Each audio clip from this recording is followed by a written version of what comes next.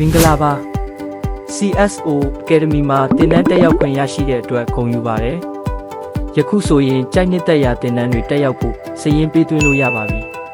။တင်နန်းတက်ဖို့အတွက်အရင်ဆုံး CSO Academy platform မှာ log in ဝင်ထားဖို့လိုပါမယ်။တင်နန်းတစ်ခုချင်းစီမှာစာရင်းပေးသွင်းဖို့ဆိုရင်သက်ဆိုင်ရာတင်နန်း link ဒါမှမဟုတ် website ထဲကရှာဖွေကနေတဆင့်ကြိုက်နှစ်သက်ရာတင်နန်းကိုနှိပ်လိုက်ပါ။တင်နန်းရှိရာစာမျက်နှာမှာစာရင်းသွင်းမိကိုနှိပ်ပြီးတင်နန်းတက်ရောက်ဖို့စာရင်းပေးသွင်းရပါမယ်။စာရင်းပေးသွင်းပြီးတာနဲ့တင်နန်းတွေကိုစတက်လို့ရပါပြီ။တင်နန်းတက်ရောက်ခွင့်ရရှိကြောင်း email ကိုလည်းမိမိအကောင့်ဖွင့်ထားတဲ့ email သို့ပေးပို့သွားမှာပါ။အကောင့်ထဲဝင်ရောက်ပြီးပါကမိမိလေ့လာနေစေတင်နန်းတွေနဲ့ပြီးဆုံးပြီးသားတင်နန်းတွေကိုစာသင်ခန်းနေရာမှာတစုတစည်းတည်းတွေ့နိုင်ပါတယ်။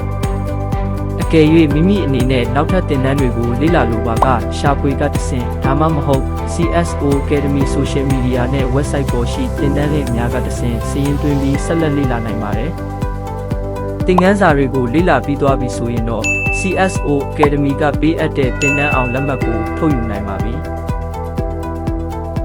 တင်နန်းအောင်လက်မှတ်တွေကိုတော့တင်နန်းတက်ရောက်နေတဲ့အကောင့်ရဲ့ email လိပ်စာသို့တိုက်ရိုက်ပေးပို့သွားမှာပါ။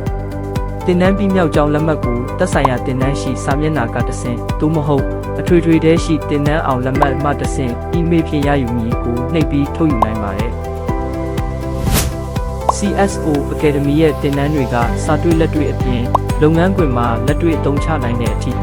စနစ်တကျသင်ကြားပေးထားတာဖြစ်လို့အခုပဲတက်ချင်တဲ့တင်နန်းတွေကိုစာရင်းပေးသွင်းတက်ရောက်ပြီးတင်နန်းအောင်လက်မှတ်တွေကိုရယူလိုက်ကြပါစို့။